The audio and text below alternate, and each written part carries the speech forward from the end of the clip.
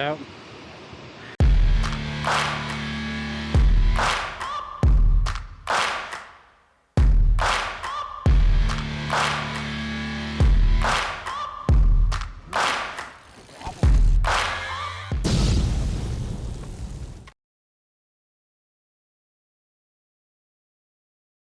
Welcome to my channel.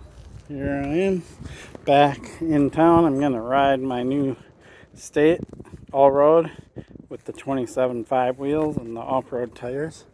Almost all the snow's melted. There's a few spots left like this, but pretty much everywhere is melted. It's pretty awesome to come back from Bentonville and see that everything is melted, and today it's like low 60s, which is also pretty impressive. So the weather is going to get crappy the rest of the week, so I'm going to get out on a ride on this bike and go enjoy the weather. So this is Minnehaha Parkway. It wasn't that long ago that this was all covered with snow and had ice and stuff that I had to use studded tires. But now I'm able to ride with the 2.1 knobbies on here. I've been trying to get the other wheels set up as tubeless, so I wasn't able to throw them on real quick, even though they're set up. I have limited time, so I'm riding with these, and they feel pretty good. I mean, they're set up tubeless, and they seem pretty fast for a big knobby tire like this. It's probably a good thing because there's still a lot of sand and such here and there, so I'm actually happy to have these tires. Cool. There's the creek already melted away. Oh, and we've got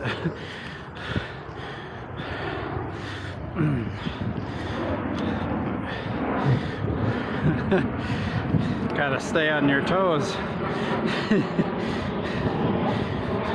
Strider's the way to go if you want to teach your kid how to ride a bike.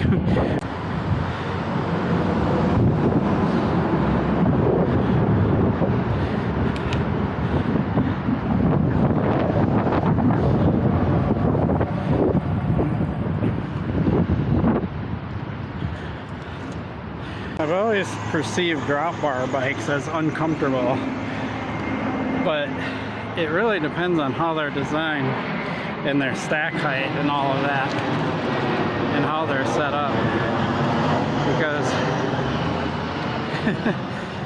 this bike's pretty comfortable. So if you have a more pure road bike like this guy in front of me, the stack height's going to be lower, maybe a little longer, more stretched out, and it works good for speed and performance, but comfort is compromised a little bit, versus where this bike with a higher stack height, meaning the handlebars are going to be up higher, it's a lot more comfortable, even though it's a drop bar bike, which is kind of interesting because you just get this perception that a drop bar bike is going to be this way lean forward position, and it really depends on the style of bike. And now with all these all-road gravel bikes and things like that, especially bikes like the Surly Ghost Grappler and stuff, they put you in a lot more upright and comfort position because they're designed for the long haul, not for top end speed. This bike is really comfortable, like surprisingly comfortable, and everything works on it well. For its price, it's pretty shocking, believe it or not. I mean, I just would assume that you have to spend over $1,000 or even closer to $2,000 to get this kind of ride, and you actually don't. $8.99. Here it is. Heading over to my favorite shop called Angry Catfish over here because I got to pick up some more orange sealant, and then I'm gonna go to the falls. So It's funny, there's a hands-free law in here, Minneapolis or Minnesota. Nobody follows it. So I was just in Angry Catfish, and they've got these titanium moots. One of them's the Route 45, which is a very similar concept as this bike that I'm on right now, but about 7 to 8 grand more expensive. And it's worth it. I mean, it's made in the USA, super light, super rad. It has the top GRX component group, you know, it's got everything. But it doesn't mean that you need a bike like that, as sweet as it is. It's pretty cool that a bike like this allows you to get into the sport for a lot less money. And then of course, if you become a crazy enthusiast, you can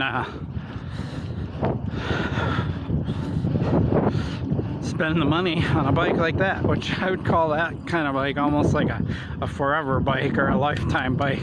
You spend that kind of money, something you have for a very long time. It is just beautiful out here.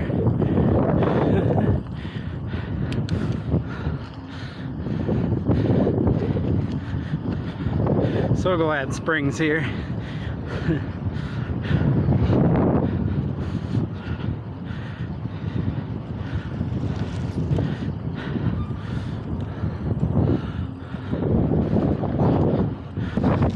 Yeah, it's so windy, but this is Minnehaha Falls right here. Check it out.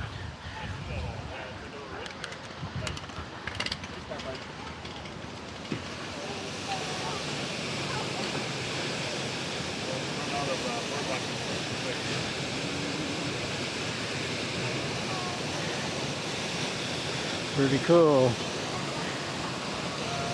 So worth the ride.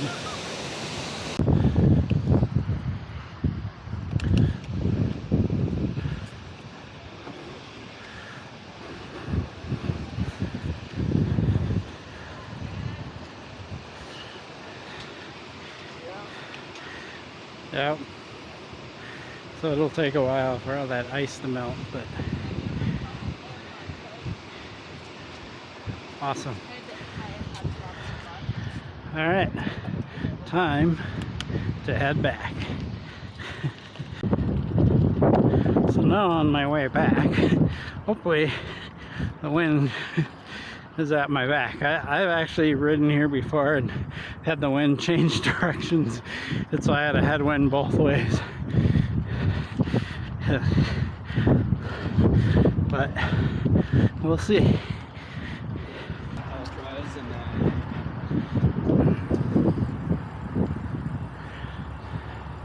Is that a surly big dummy? Yes, it is. I used to have one of those. It's such a sweet bike. You can do anything with those. He's got 2 kids on the back. Super cool.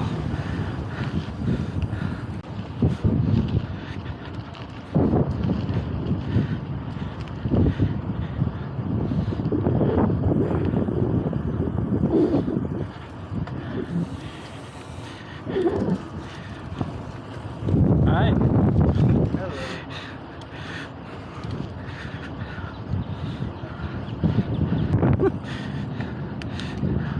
That dude's cruising on that big dummy with 2 kids on the back. So this state branded shifting is pretty impressive. It's actually really effortless. Like pushing the lever is super light now that I'm climbing. And it's cool because to get into easier gears, you can do a long push and you can get through, I want to say 3 gears. Let's try it. It's hard to tell, but I believe that was 3 gears. And then it just clicks, shifts right into the next harder gear. Pretty impressive.